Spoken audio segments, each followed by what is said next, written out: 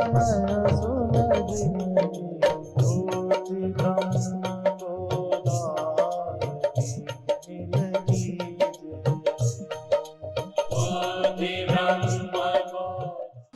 राम जय जय राम।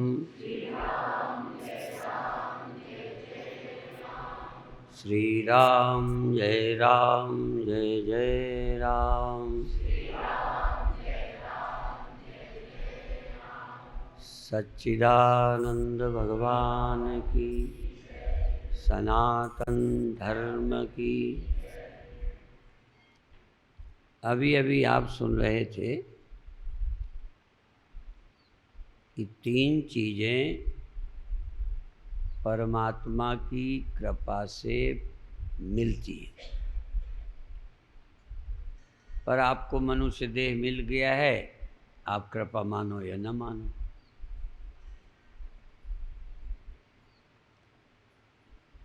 बहुत कम लोगों को लगता है कि परमात्मा की कृपा है। और ये बहुत बार कह चुका हूँ कि आपको आपके कर्मों का फल भगवान देता है, बिल्कुल रियायत नहीं करता। फिर भी उन्हें कृपालु कहा है। कोई तुम्हारे अंदर इच्छा होगी तरने की, कल्याण की, तो परमात्मा ने तुम्हें सुख देने के लिए अच्छा कुत्ता नहीं बनाया, अच्छा घोड़ा नहीं बनाया, अच्छा हाथी नहीं बनाया। सुख तो वहाँ भी मिल जाता। कितने बार बोलता हूँ कि मनुष्यों को सुख प्राप्त नहीं है जितना विदेशों में कुत्तों को सुख प्राप्त है।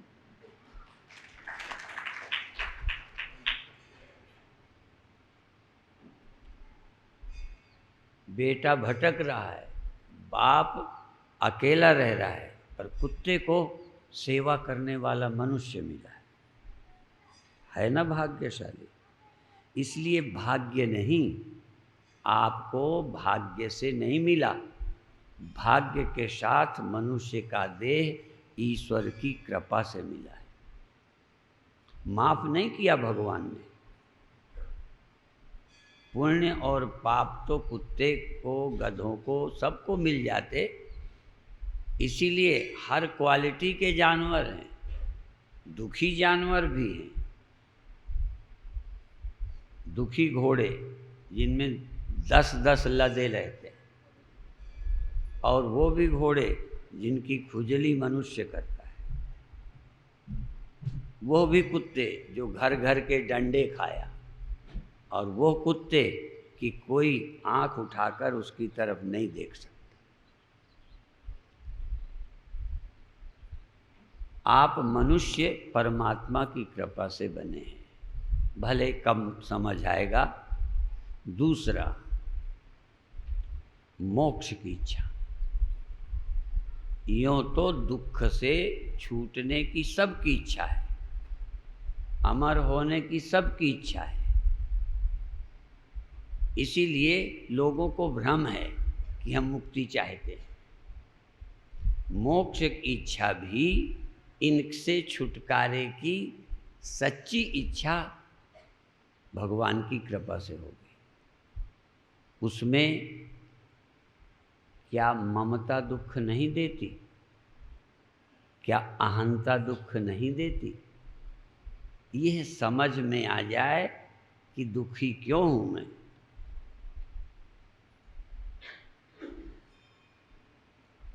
तो जिससे दुखी हूं उनको निवृत्त करने की इच्छा हो तब मुमुक्षा है।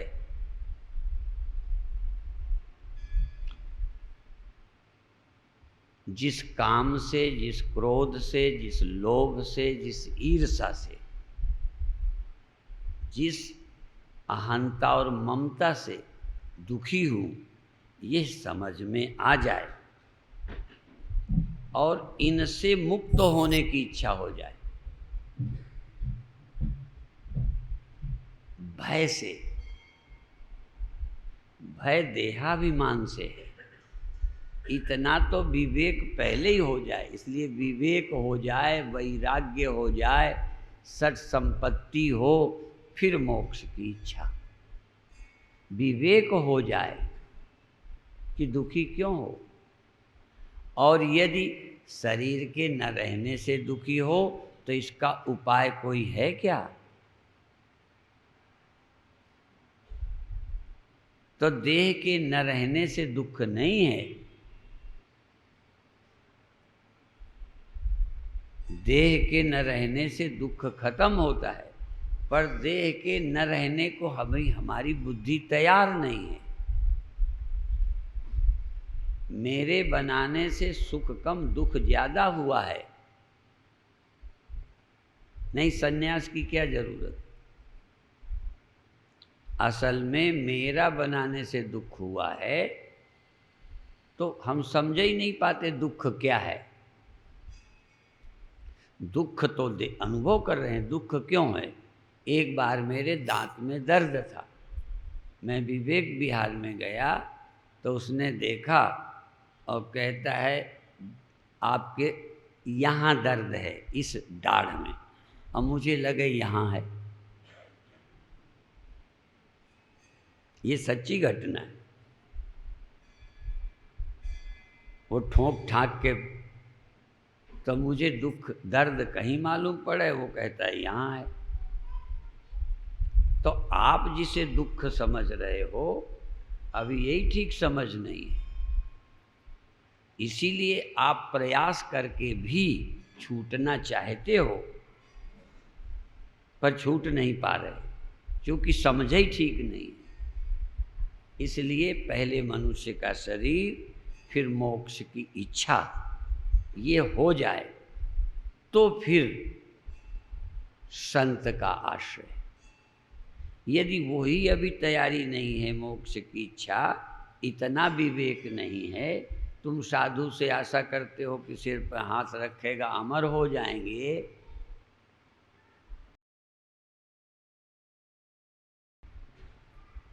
ज्ञानियों के मंदिर नहीं है दुनिया में, अवतारों के हैं, और धीरे धीरे उनकी जगह साईं बाबा ले रहे हैं। क्यों ले रहे हैं? खंडन नहीं कर रहा, मैं आपकी खोपड़ी की बीमारी बता रहा हूँ।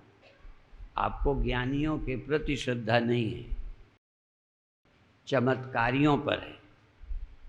मैं नहीं कहता कि राम ज्ञानी नहीं थे, कृष्ण ज्ञानी नहीं थे, और साईं बाबा ज्ञानी नहीं थे, बहुत बड़े योगी थे, लेकिन आपकी श्रद्धा उनके ज्ञान के कारण है। वो जो चमत्कार सुनने को मिलते हैं और टीवी वाले बढ़ा रहे हैं, इसलिए वो सब जगह बढ़े जा रहे हैं। इससे कोई साईं बाबा का फायदा होगा क्या? इसलिए उनकी निंदा नहीं है, क्योंकि उनको कोई फायदा होता और मैं नुकसान करता तो ईर्षा होती। साईं बाबा को तो तुम कोई फायदा पहुंचा नहीं रहे, उनके मंदिर से कोई फायदा नहीं। तुम बना रहे हो, इसलिए तुम्हारी खोपड़ी को मैं कह रहा हूं, तुम क्यों बना रहे हो ये बताओ मुझे। उनसे ज्ञान मिल रहा है क्या?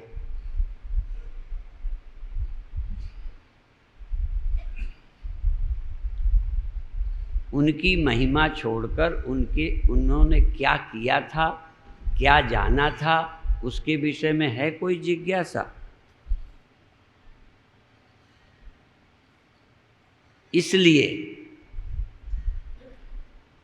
मुमुक्षा, मोक्ष की इच्छा, और फिर महापुरुष संश्रया। क्या अब आपको साईं बाबा ज्ञान देंगे?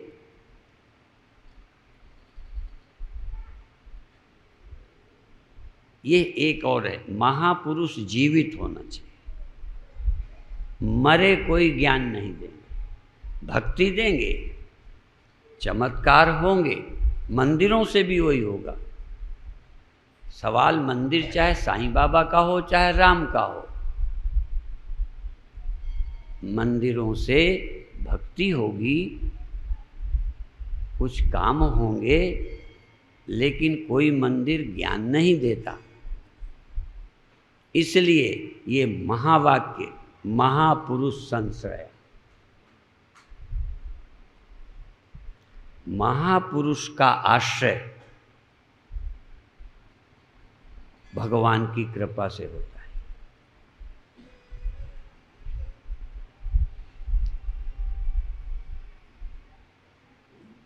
अब बिना चैतन्य के जब तक चैतन्यता प्रकट ना हो तब तक किसी से हमारा संबंध नहीं होता, ना देह से, ना इंद्रियों से, ना बाहर से। सबका परिचय, सबसे मिलना तब होता है जब चैतन्य में अहम वृत्ति का उदय हो जाता है। जब चेतन में अहम वृत्ति का उदय होता है तब इदम वृत्ति, यह भासने लगता है। इसलिए योग दर्शन क्या करता है? चित्त की वृत्तियों का निरोध सिखाता है। भले योग कठिन हो, पर योग से तुरंत दुख की निवृत्ति होगी। क्यों? यदि आपकी चित्तवृत्ति धन में नहीं है तो ना तो आप धनी मान सकते हो न निर्धन। केवल वृत्ति का निरोध हो गया। नहीं योगी हो, आप ताश खेल रहे हो, उतनी देर आपको गरीबी का दुख नहीं है, समाधि भी नहीं है, सुषुप्ति भी नहीं है। सुषुप्ति नहीं है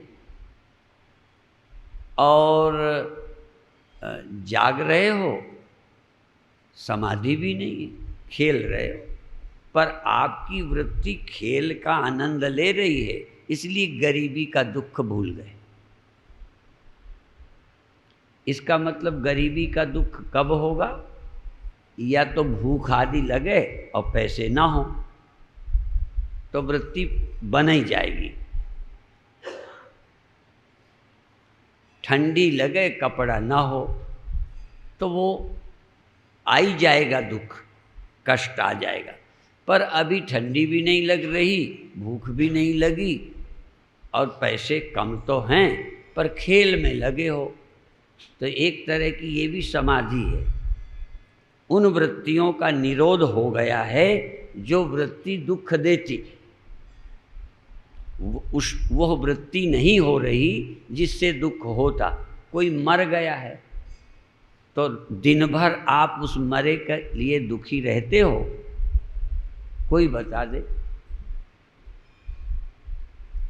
जब आपके ध्यान में आ जाता है कोई घटना घटी, उनका अभाव, पति नहीं रहे, बेटा नहीं रहा, तो उस समय फिर दुख होने लगता है। इसीलिए जब कोई आकर उनकी चर्चा कर दे तो तुम्हें रोना आ जाता है। और अभी अभी चाय पी रहे थे, हंस रहे थे, तो याद दिला दी, तुम्हारी समाधि टूट गई।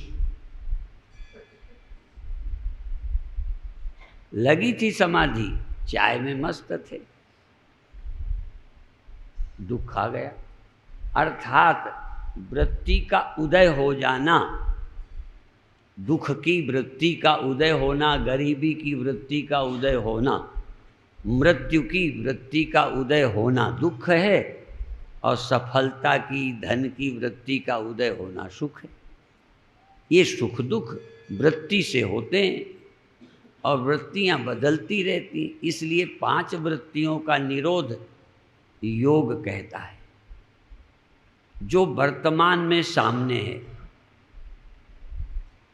जो अभी अभी है, दर्द हो रहा है, भूख लगी है, ये प्रत्यक्ष वृत्ति है। इस समय भूख नहीं है पर परसों भोजन नहीं मिला था, उसकी याद। परसों अपमान हुआ था, आज कोई अपमान नहीं कर रहा, पुराने अपमान की याद कर करके दुखी हो रहे हैं। इसको स्मृति वृत्ति कहते हैं। प्रत्यक्ष वृत्ति, स्मृति वृत्ति, हाँ, और विपर्य वृत्ति।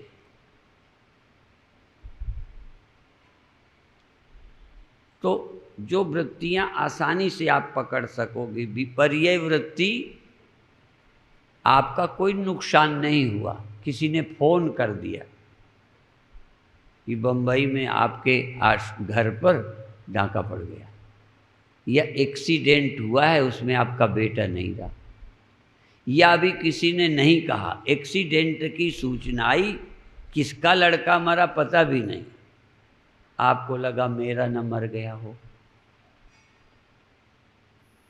भौतिक दृष्टि से अभी मरा नहीं, पर दिमागी दृष्टि से आपको परेशानी शुरू हो गई। और कोई वृत्ति आपके बिना हो नहीं सकती। आप माने यहाँ केवल देह नहीं, चैतन्य के आश्रित अंतःकरण रहता है। जैसे घट घड़ा मिट्टी के आश्रित रहता है, स्वतंत्र नहीं। औजार लोहे के आश्रित रहते हैं। ऐसी कोई भी वृत्ति, स्वप्न वृत्ति हो, विपर्य वृत्ति हो, सच्ची झूठ वृत्ति हो, पर जो वृत्ति है वो तुम्हारे बिना नहीं हो सकती। और तुम्हारे बिना हो तो तुम्हें कोई तकलीफ भी नहीं, बनी रहे। यदि तुमसे नहीं उठी वृत्ति तो तुम्हें क्या है। इसलिए निद्रा भी एक वृत्ति है, पर निद्रा वृत्ति में और कोई वृत्ति नहीं उठती। इसलिए निद्रा वृत्ति मुक्ति में तो बाधा है, ज्ञान नहीं होने देगी, लेकिन निद्रा भी एक वृत्ति है।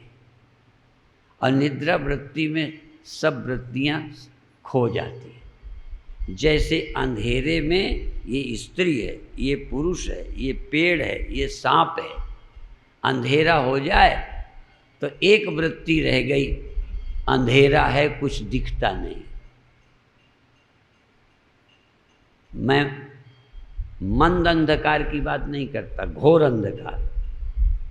घोर अंधकार में और कोई वृत्ति उठेगी ही नहीं, तो भय, चिंता, काम, क्रोध। अंधेरे में किसके प्रति काम, किसके प्रति भय। सांप दिखे तो भय लगे, अंधेरा है, कोई और दिखते ही नहीं। तो निद्रा बहुत अच्छी वृत्ति है, पर सामने क्या है कुछ पता नहीं। कुछ ना पता होना भी अच्छा है, पर कुछ ना पता होगा तो जब डार्कनेस जाएगी तो जो देखते रहो फिर देखोगे। नींद के बाद क्या देखते हो?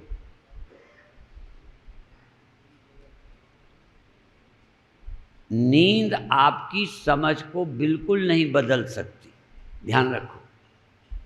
अंधेरे से थोड़ी देर को सब वृत्तियां खो गईं, एक अंधेरा है, लेकिन जब वो कम होगा तो विपरीत और यथार्थ कोई वृत्ति बन जाएगी। अंधेरा गया, थोड़ा अभी गया तो रस्सी का सांप दिखा, साधु स्त्री दिखने लगी, स्त्री किसी को साधु, थोड़ा अंधेरा है अभी, इसलिए पूरा प्रकाश होगा तो जो है वो दिखेगा।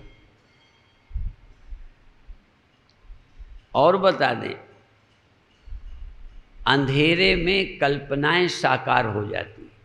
कुछ ना हो तो लगेगा यहाँ सांप ना हो, कोई चोर ना हो। अब दिख कुछ नहीं रहा। जब कुछ नहीं दिखता तो ज्यादा दिखता है।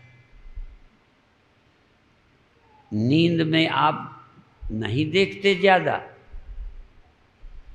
नींद में, स्वप्न में आप बहुत नहीं देखते। मैं पूरी नींद नहीं बोलता, गहरी नींद में नहीं देखते, पर हल्की नींद में आप जागृत से भी ज्यादा देख लेते हो, इसलिए स्वप्न होता है। उसे जागृत नहीं कहते, स्वप्न कहते हैं। इसलिए स्वप्न भी एक वृत्ति है। स्वप्न, निद्रा, विपर्य, प्रत्यक्ष। स्वप्न भी प्रत्यक्ष लगता है नहीं? प्रत्यक्ष। इन सब वृत्तियों का जब निरोध बिना किए हो जाता है उसका नाम निद्रा है, और जब बोध पूर्वक सब वृत्तियों का निरोध होता है उसका नाम समाधि है।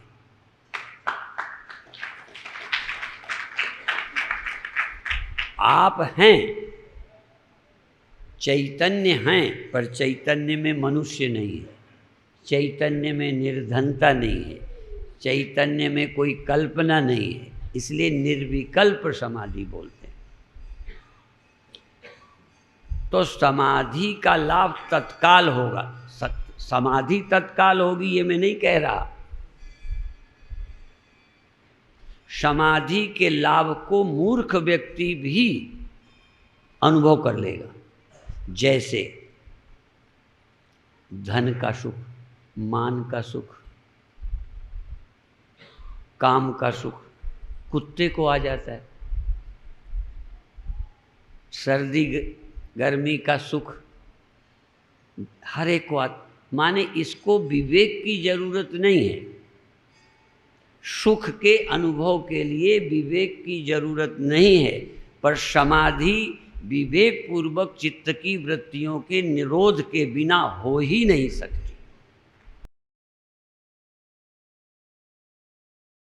विवेक पूर्वक ये सब वृत्ति रूप है, उन सब वृत्तियों का निरोध करने पर चिद तत्व रह जाता है। उसमें दुख क्या, चिंता क्या, भय क्या? भय तो और वृत्तियां, देह हूँ, निर्धन हूँ, पति हूँ, पत्नी हूँ, ये मेरा है, नहीं रहा, ये सब वृत्तियां होती रहती हैं और उनका सुख दुख होता रहता है। सुख दुख की समाप्ति के लिए, संसार से सुख दुख से पार जाने के लिए, लाभ हानि से पार जाने के लिए, मेरे तेरे से पार जाने के लिए योग का रास्ता है चित्त वृत्तियों का निरोध। फिर कहता हूँ, हो सकता है योग कठिन हो, पर योग का लाभ मूर्ख को भी मिल जाएगा, क्योंकि उस समय कोई दुख नहीं, चिंता नहीं। इसलिए जब कोई ध्यान लगाता है तो पूर्ण वृत्तियों का निरोध ना भी हो, जैसे मैंने अभी कहा, ताश खेलते में गरीबी गई, काम गया, मरे हुए का दुख गया, खेल में व्यस्त हो गए। ये भी एक समाधि का छोटा सा नमूना है। इसी तरह से ध्यान में बिठाया, रोशनी हो गई, आंख बंद है। अब जब रोशनी दिख रही है, उस समय गरीब, उस समय घरवार गया, उस रोशनी का अनुभव करने पर आनंद मिलता है। इसलिए योग के मार्ग के आश्चर्यजनक अनुभवों के सुख का अनुभव भी बिना विवेक के भी हो जाएगा। इसलिए योग के रास्ते में कुछ चमत्कारी बाबा और विवेकानंद भी चमत्कार से प्रभावित हुए थे। उस समय विवेकानंद कोई ज्ञानी नहीं थे और विवेकी भी नहीं थे।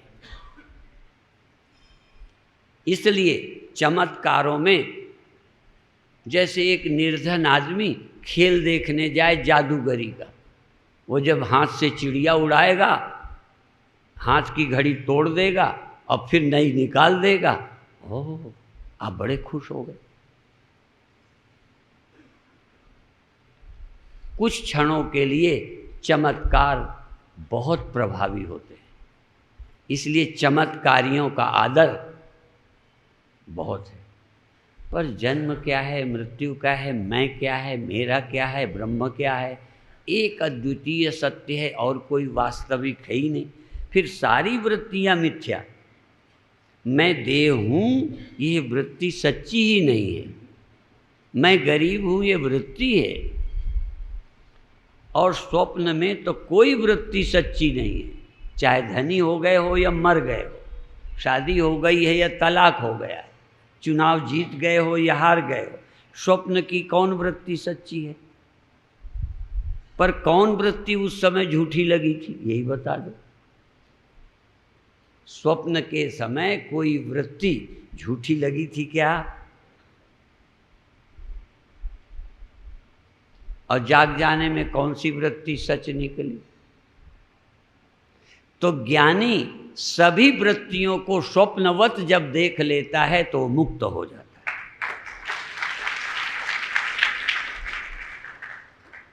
अभी आप वृत्ति को सच मानते हो, मैं देव हूं, ये भी वृत्ति सच है।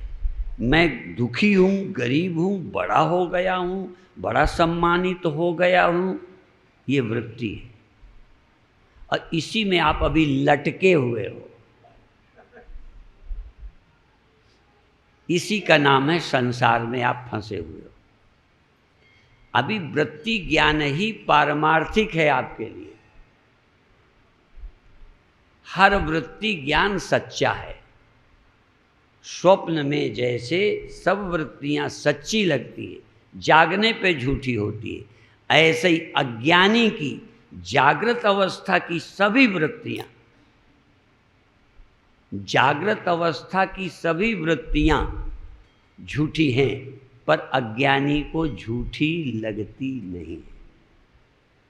तो जिससे संपूर्ण वृत्ति ज्ञान झूठा लगे वो है वेदांत। और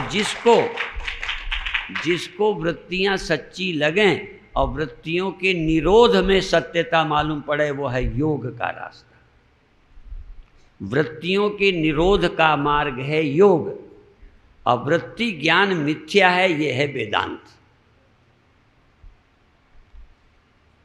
और वृत्ति का निरोध अभी हो जाए, अभी आपका दुख गया। निरोध का फायदा है। तुम अभी कुछ सोच रहे हो, सम्मोहन करके हम वो वृत्ति हटा दें और तुमको अनुभव कराएं तुम राजा हो गए हो। सम्मोहन वाले क्या करते हैं? तुम्हें राजा बना सकते हैं। आपकी वृत्ति वैसी बना दें। तो योग और चमत्कार में थोड़ी देर को या तो अच्छी वृत्ति बनती है या वृत्ति का निरोध होता है वो भी अच्छा। आम जनता के लिए चमत्कार और योग बड़ा माने रखता है। यदि मैं सिर पर हाथ रखूं, आपको आनंद आ जाए, तो लगेगा सुने सुने आज तक वेदांत तो कुछ नहीं मिला, आज मिला हमें। गया वेदांत। चूंकि वेदांत पढ़ा है, क्लियर नहीं हुआ। जब तक वेदांत के द्वारा स्पष्ट सभी वृत्ति ज्ञान बाधित हो जाएं, बाधित न रहे नहीं। जैसे घट बाधित है, दिखते हुए भी सत्य मिट्टी है। अब बाधित घड़ा रहे ना रहे, दिन तक रहे, बड़ा हो छोटा हो, है क्या वो? छोटा क्या होता है, बड़ा क्या होता है, दीर्घायु क्या होता है? एक वो छोटा है कि बड़ा है? तो जब हम चित्त सत्ता को ठीक से समझ लेते हैं तो वेदांत ज्ञान के बाद फिर दोबारा भ्रम पैदा नहीं होता। वेदांत का लाभ सबको नहीं पता।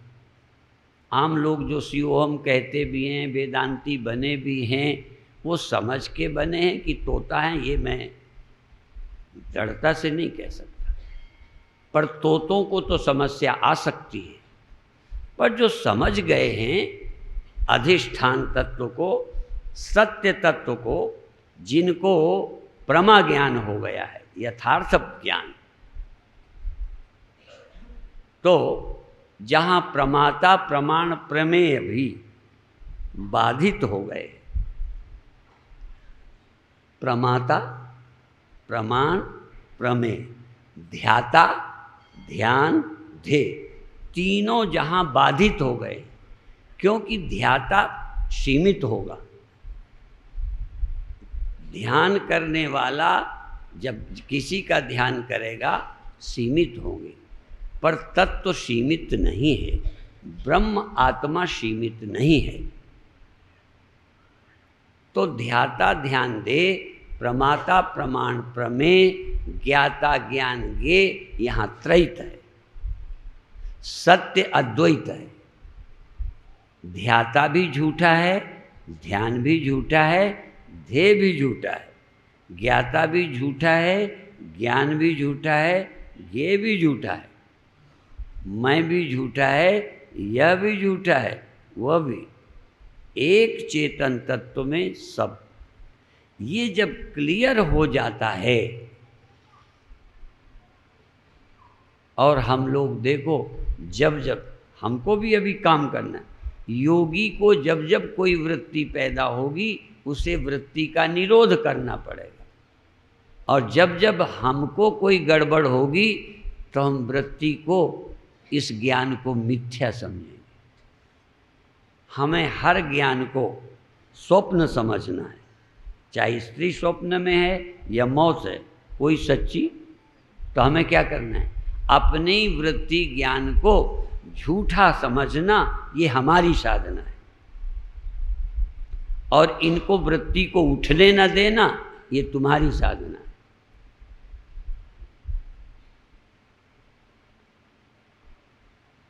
क्या आप अपने होने वाले ज्ञान को झूठा मानते हो?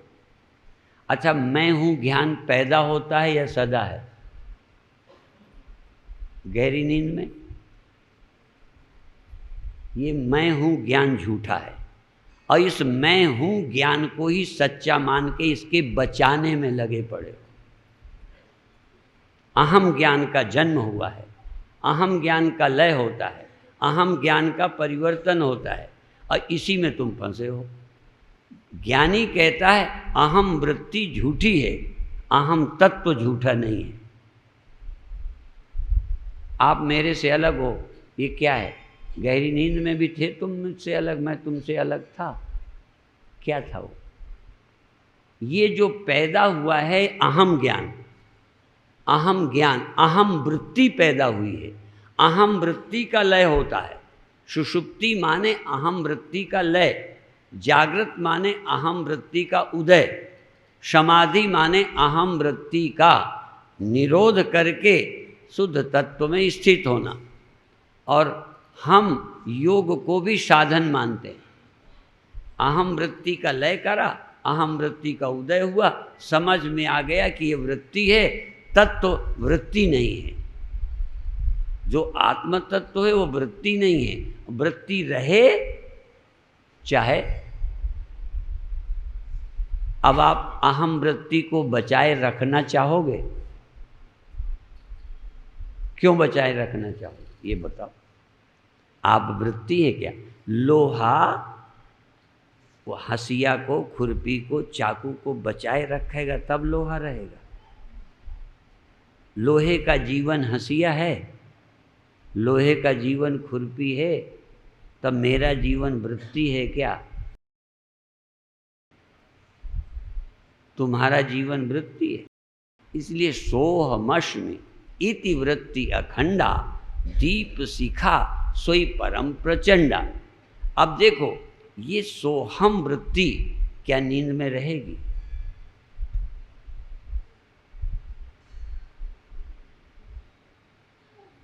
हमने जागकर ये समझ लिया कि सुषुप्ति में मैं हूँ, ख्याल नहीं रहेगा।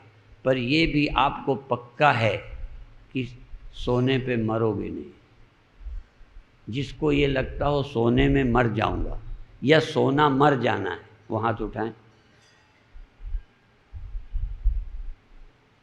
जैसे मैं हूँ ये वृत्ति के अभाव में मेरी मृत्यु नहीं है, यह ज्ञान वृत्ति बनाए रखना नहीं। मुझे ये ज्ञान हुआ है कि सुषुप्ति ना हो, सुषुप्ति होगी तो मैं नहीं रहूँगा। आपको क्या समझ आया है?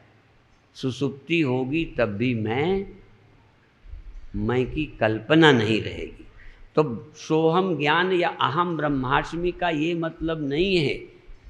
एक बार जगने में ये समझ आया सुषुप्ति मेरी मृत्यु, इसलिए निश्चिंत होके तुम्हारे सोने के लिए तुम खुद व्यवस्था करते हो, गद्दा बिछाते हो, मच्छरदानी लगाते हो कि बीच में मैं आए ही नहीं, नींद भी ना खुले, चैन से सोएं। इस वृत्ति की तुम्हें जरूरत नहीं रही। यदि कभी न जागे होते तो सुषुप्ति में तुम हो ये अनुभव करते। दोनों बातें ध्यान रखना। सुषुप्ति ही यदि अनंत काल से रहती तो तुम्हें अपने होने का ख्याल और न रहने का भय और न रहने के भय ही ना आता तो सुषुप्ति में मैं होता हूँ। इसलिए मैं हूँ वृत्ति का उदय हुआ, फिर मैं वृत्ति का लय हुआ, और मैंने अब समझ लिया कि वृत्ति रहे चाहे न रहे, मैं सुषुप्ति में भी हूँ, जागृत में। जागृत में वृत्ति है, सुषुप्ति में वृत्ति नहीं है। अब वृत्ति का आग्रह न रह गया, वृत्ति मेरा जीवन नहीं है, इसलिए सुषुप्ति में मुझे कोई, बोलो, यदि मृत्यु भी मेरी नहीं है, एक मैं हूं इस ख्याल का लय है, मैं हूं इस ख्याल का लय मृत्यु है, तो वास्तविक मृत्यु नहीं है, ख्याल का विलय ही जैसे निद्रा है, ऐसे मैं हूं ख्याल का विलय ही मृत्यु है। मेरी मृत्यु पर जिनका ख्याल ही जीवन है उनको मृत्यु सच्ची लगती। तो जिनको अहम वृत्ति ही अपना अस्तित्व लगता है उन्हें अहम वृत्ति का अभाव मृत्यु मालूम पड़ती है। ब्रह्मज्ञानी ने ये नहीं समझा कि जब तक मैं ब्रह्म हूँ सोचूंगा तब तक ब्रह्म रहूँगा। फिर सुन लो, ब्रह्मज्ञानी का ये सोच नहीं है कि मैं ब्रह्म हूँ तो ब्रह्म रहूँगा। मुझे पता चल गया कि अब ये बुद्धि रहे न रहे, मैं ब्रह्म हूँ ही, मेरी ब्रह्मता का अंत हो ही नहीं सकता।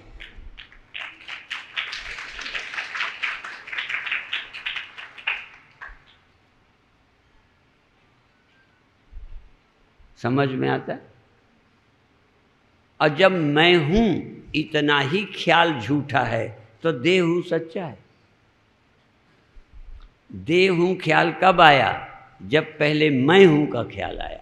जब मैं हूं का ख्याल नींद में सो गया तो देह हूं ख्याल मिटाना ही नहीं पड़ता। मैं गरीब हूं ख्याल मिटाना ही नहीं पड़ता। मैं मर जाऊंगा ये ख्याल मिटाना ही नहीं पड़ता। जिंदा बना रहूं ये सोचना ही नहीं पड़ता, क्योंकि वहाँ वृत्ति नहीं है। और ये समझ में कब आ गया? जागृत में। तो जैसे जागृत में नींद के विषय में समझ गए हो, नींद में नहीं समझे, जागृत में नींद के विषय में समझे तो नींद के प्रति भी निश्चिंत हो गए। ऐसे ही मृत्यु क्या है, बंधन क्या है, मोक्ष क्या है, मैं क्या हूँ, ये जब ठीक समझ में आ गया तो ब्रह्मज्ञानी वृत्ति के अधीन नहीं रहा।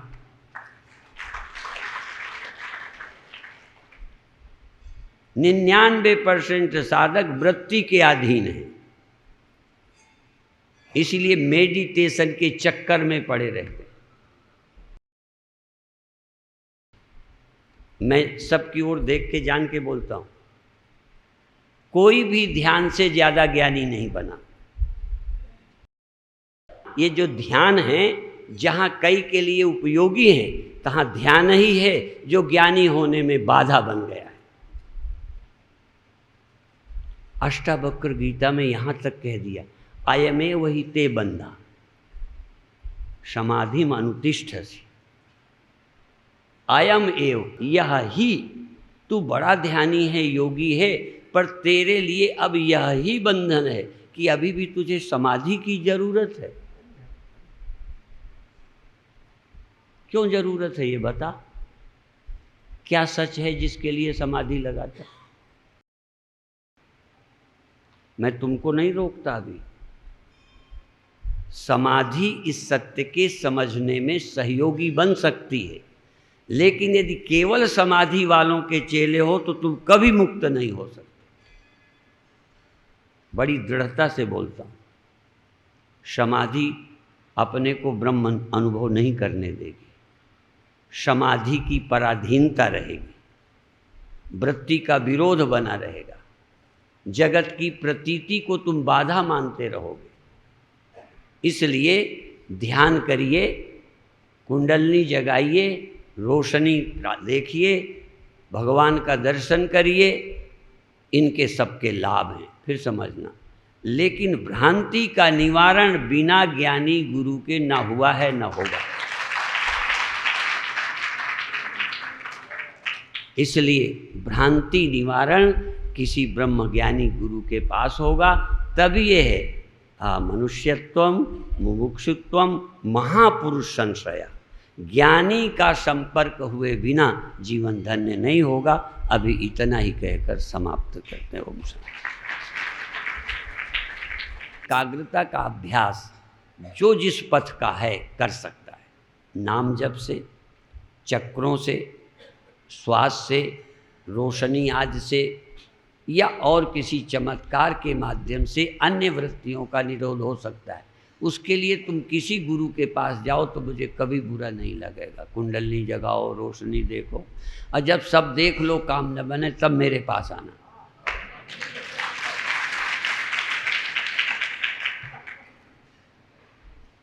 क्योंकि एकाग्रता ये सदा रहने की चीज नहीं है। और चित्त वृत्तियों का निरोध भी कब तक रखोगे? उदय हो जाएंगी, और तुम उदय होगी फिर कहोगे ये मेरी घरवाली है, फिर मैं दे हूँ। इसलिए वृत्तियों का निरोध अकेले काफ़ी नहीं है, एकाग्रता काफ़ी नहीं है, भ्रांति का निवारण आवश्यक है। इसलिए शाम को फिर चर्चा करेंगे। और इतना ही कहकर